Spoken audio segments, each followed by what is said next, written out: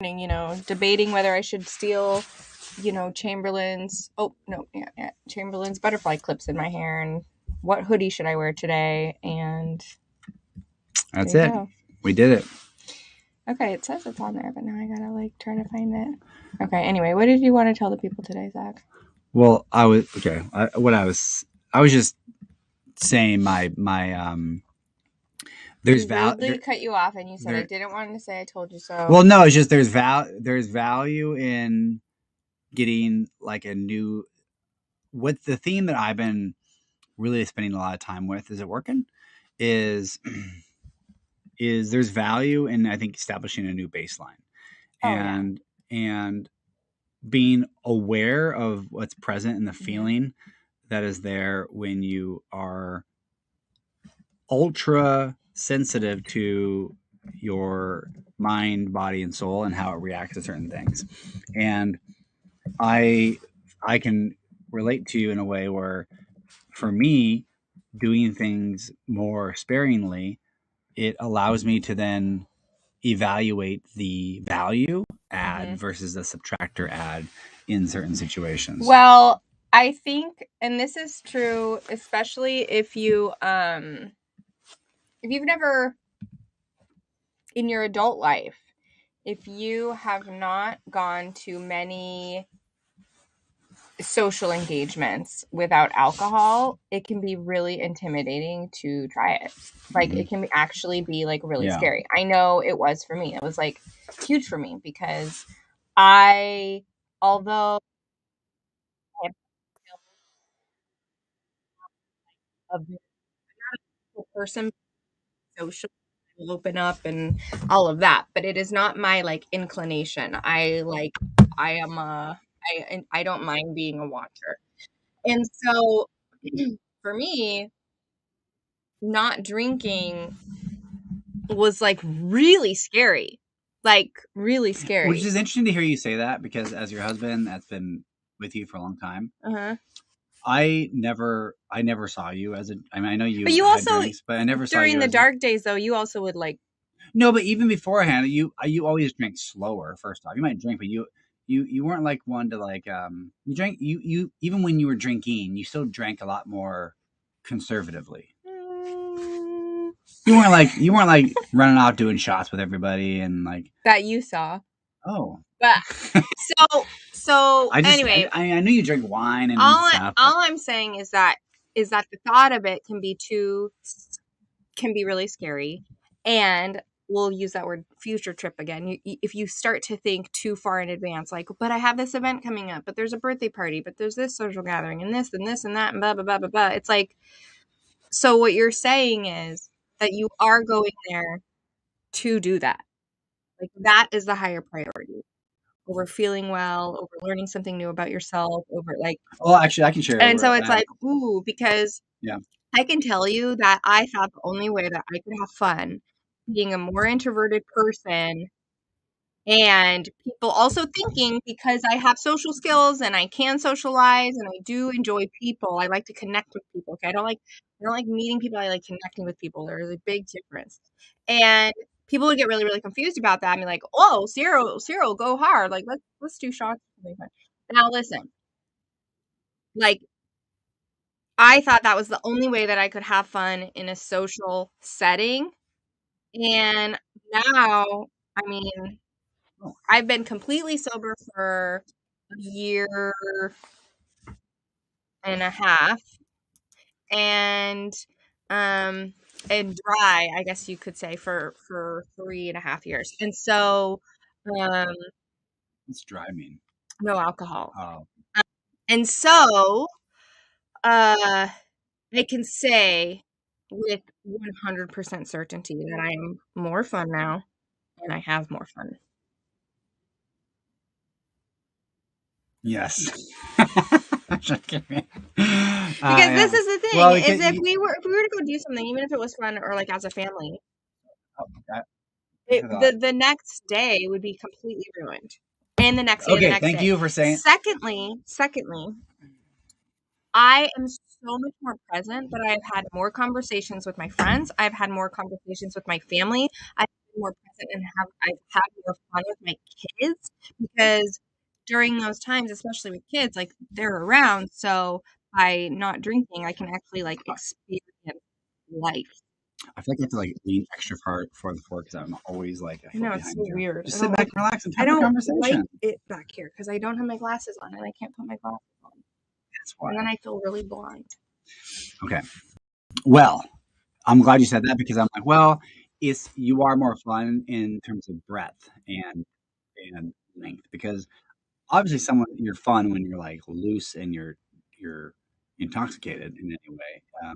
Well, not everybody, but you were like, but I would lose Sierra then for a day or two, Mhm. usually two sometimes. So like if we were going to go out and have drinks and really have a good time, we would typically have a good time. Yeah, And so you were quote unquote fun, but then you were not fun when you were in bed all day because you had like a migraine. it's true. Or sometimes it would hit later that evening, so you'd be like all of a sudden like, nope, I have a headache, down, Mhm. and then it's like that But not counteracted even just the that, like when I say I have more fun in my life, not only is it during those moments where I can like be more present and like actually experience my friends and family, but also not even like the next day or the next day, like drinking, even if it was just reserved for the weekends, and let's say it was nothing crazy, like let's say it was just for like movie nights and popcorn or whatever. Let's okay. just say it was for that. I would still feel like garbage come Monday morning, but that inflammation would last me the entire week. And then guess what would happen again Friday night? So I was constantly like, my feeling well was Yeah. still a level of pain. It was Yeah. still so painful, like all the time. Yeah. So it's like, I think people get worried.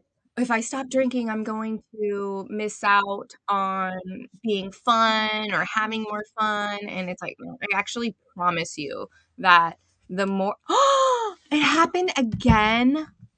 What is sexually nude? What I is don't going on? know. No one else can see your post. What is Is going it on? because we're talking about drinking? No, I'm a bit more conspiracy theorist around this stuff. I just think they shut down things like this because this happens all the time to people. So like, it's like usually, I don't know. No, we just have to go live. I don't know why. Yeah, that's frustrating. Anyway, so We're getting flagged for sexual nudity and but explicit only content. on Facebook. Yeah. So I guess we're gonna have to just cheat the system. That's funny because literally every single one of my reels can't be monetized. Every single, like 100%. Like, Yeah, like oh, it's probably unless just it's this your new song. original It's like, sound. Unless it's your but original is that sound. new? Because like, Yeah, it's like, oh, it so you is just new. can't get. You have to use your original sounds now. Anyway, so my challenge is, if you are like thinking about it, is first like tell people, like don't do it alone. Don't try to closet stop drinking. Don't do it. Mm-hmm. Because you are doing it for a reason, to cope or get through something at some capacity or get a different result. And you're also not. You're also So creating a lot of friction. And what I mean by that is, for me, there's nothing. Especially if I'm not going to like go dry, but if I'm not going to drink tonight, or if that's the goal. Depending on personality types, like I contend with, I want people to perceive me well or feel good, and I don't want to be. I want people to understand where my heart's at, and I don't want to spend mental calories, justifying why I'm not doing something. So it helps to enroll people. And by saying tell people don't do it alone, I don't mean that other people have to do it with. That's not what I mean.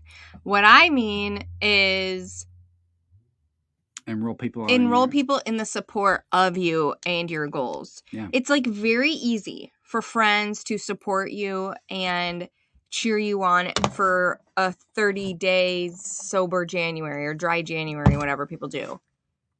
If you want to do more than that, like you still have to make the declaration or that like proclamation that you are going to keep doing that.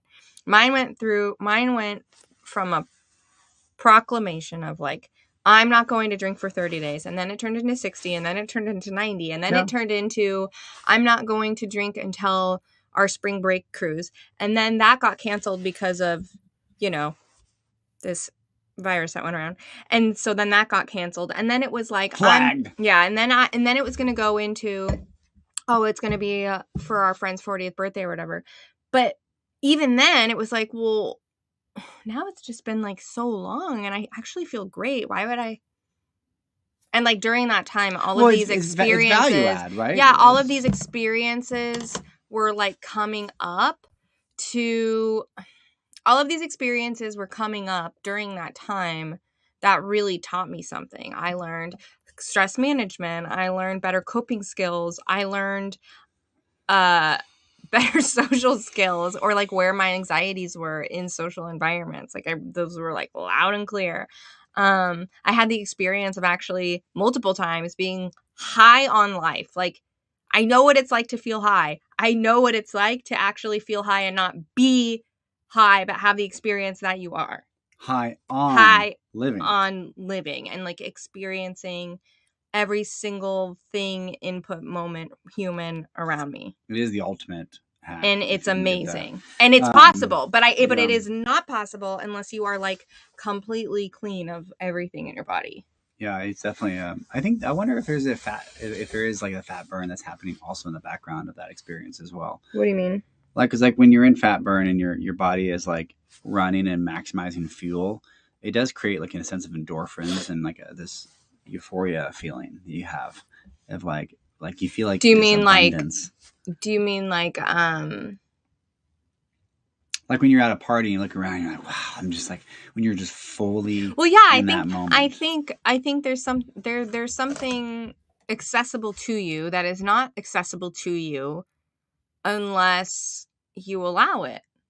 Yeah. And I think it is a much more honorable place to allow a natural experience than it is to use a substance of some kind to help your experience, So, and this isn't like to be like say, we're not saying you should or shouldn't do anything, but it's more about giving yourself the opportunity. Like for me, like I don't have the same like extreme goals, but I'm also like, I will say it definitely ripples and causes. I think you single-handedly got me to think about that a lot more.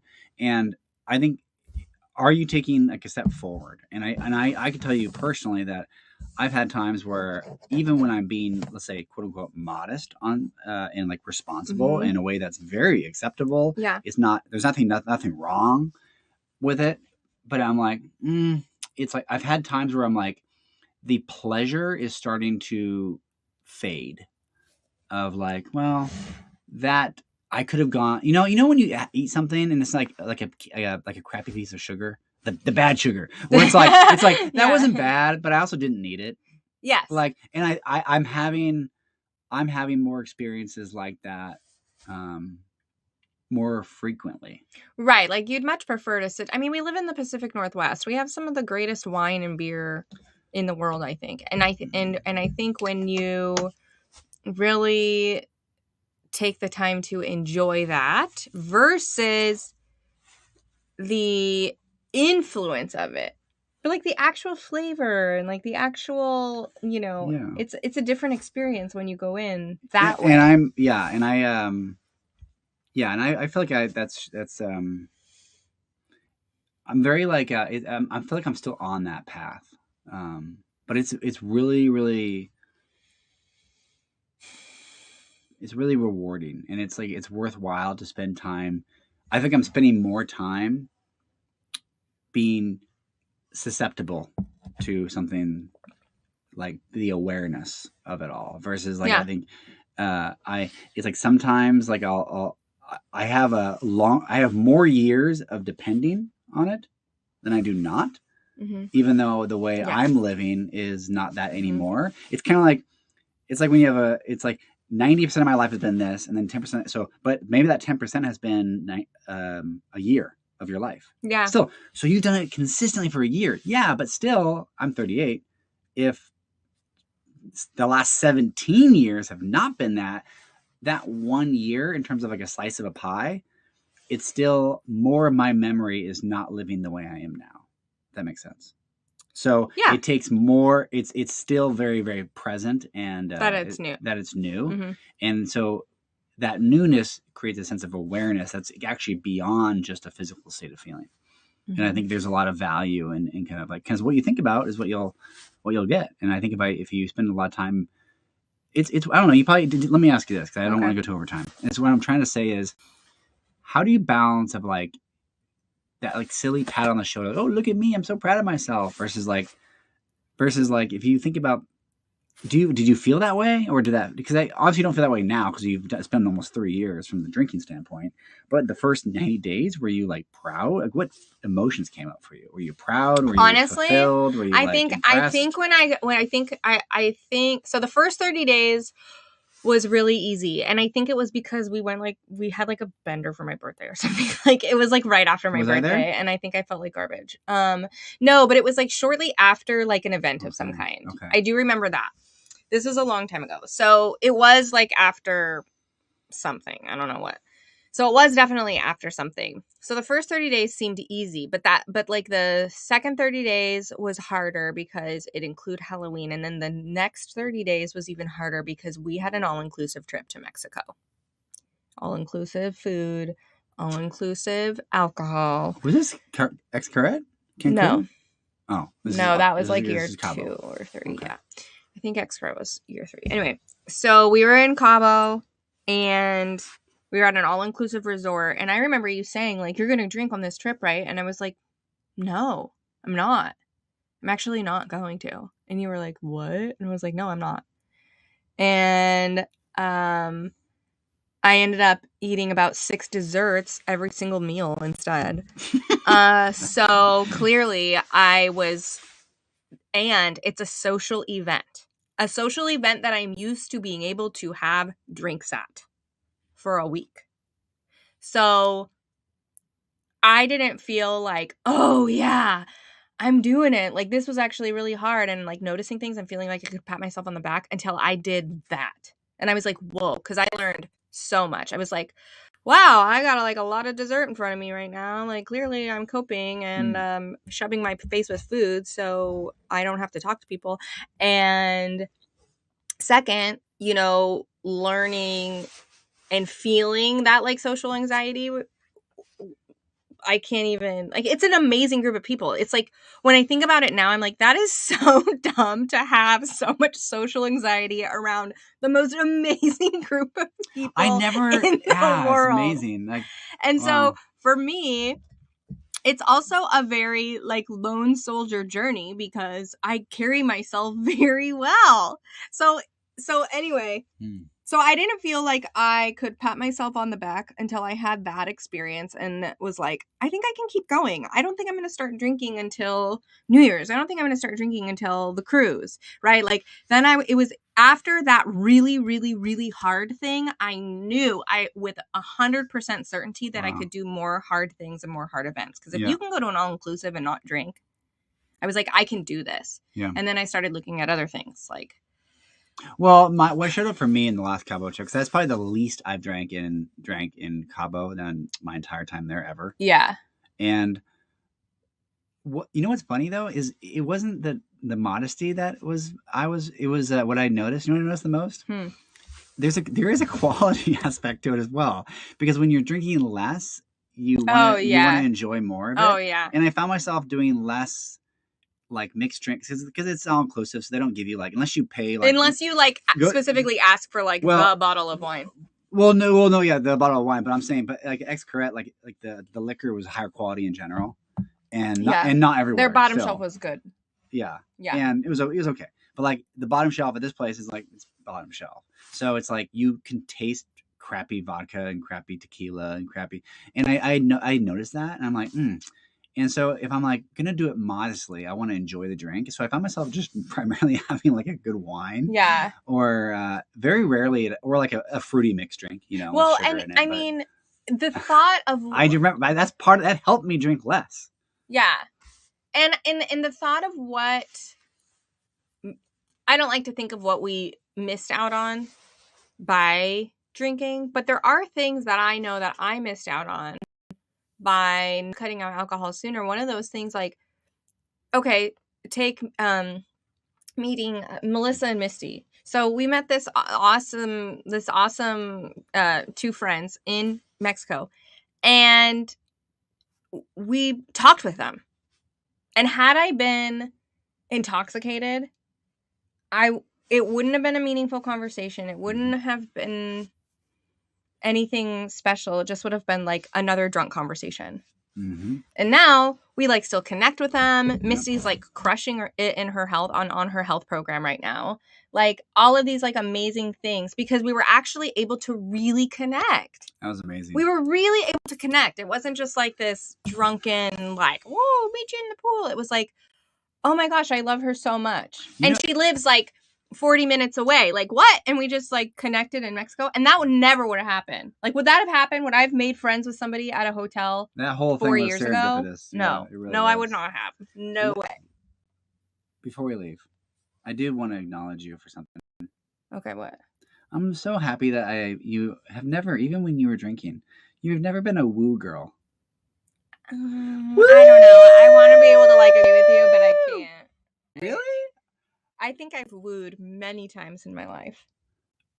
Okay, well, I think Zach just woos before me, and he's always a little bit. He's always a little bit like ahead of me, and so I think he's just wooing before me and a little louder, so he doesn't notice. I take it back. He's like woo, and then I'm behind him going like woo, and he didn't. Everyone knows the woo, and I'm not shaming anybody. It's just, you know what I'm saying, like woo. Everyone starts going woo. It's just a funny energy.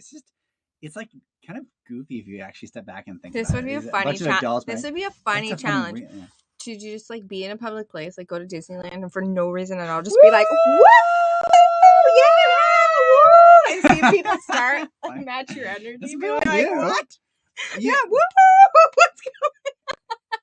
It is, and if you saw a gaggle of people come in and they start saying woo, you'd be like, oh, they're excited about something. It's just, but I think I said this before. I think of it. We really do gotta go. This is like funny. I think of it like Animal Planet, and like imagine a bunch of birds being like, woo. Yeah. Like, what's that noise? Oh, they do that when they get like riled up and excited. It's like Animal Planet. Yeah. Imagine like a different species, like aliens, just like watching us, and be like, what are they doing? Oh, it's I just had an epiphany. I just had an epiphany. Protests would do a lot better if they just switched up the energy to a bunch of like woo, like that would really attract more people, I think, into supporting whatever it is versus like don't you think? I think I think wooing is better than breaking windows. Yeah, I do. I think there's like a different energy that people would be more susceptible to. Yeah, I don't want to join that fight. You guys, this is science. Whatever you're having, I'll have some. Welcome to the Science Podcast on Tuesday morning. Okay. Social psychology. So we have to go. We have to go because we have to meet people. Bookmark this. Tomorrow, I want to... Thursday. Tomorrow's Thursday. Tomorrow's Wednesday. Oh, dang it. I thought today was Thursday. You thought today was Thursday? Yeah, I thought tomorrow was Friday. Wow. Okay. Yeah. No. Well, welcome to working for yourself. You lose track of the days. Thursday, I want to talk about, because you said something that I don't think anyone is going to know what you mean. What? What did I say? We should unpack future tripping. Oh, future tripping. I think it's a good conversation. I think we should unpack future tripping and the joy of missing out. Because they're like the same thing. Just said differently. He doesn't like unpacking that because, look, he's already stressed. I find ways he's already like, no. I got some issues. Yep. I got some issues. You know, I was telling a friend I met with coffee today, you know what? Like, just because you're in a part of the reason you join your business, if anything you are passionate about and you dedicate time to, is because there's something that it does for you as well. Yep. And sometimes I think we believe a lie that if you're an expert in that field, then you got to be perfect all the time, everywhere. And hopefully, it's actually quite the opposite. And hopefully you're in a field that you can excel at or grow in. And if you are, like, say you are, a dancer or something, maybe you're like a professional dancer and you start out as an ensemble member, like, my guess is you also want to like grow in your skill to be a principal, right? And so same thing goes for coaching. Like there's always like, hopefully you're in a place where you can like continually like grow and develop and be expressed how, you know, God intended you to be in whatever interest it is that you have. And it's the same for us. That's why, you know, so yeah, it's like, just because we do this work and we help other people do it, it's like, yeah, we still have to be very active in our pursuit of it as well, to be sharpened. You know what I was thinking while we got flagged for nudity? I wonder if they think both of our heads were like boobs or something. I know. Okay. You know what I was thinking? We need to go. We have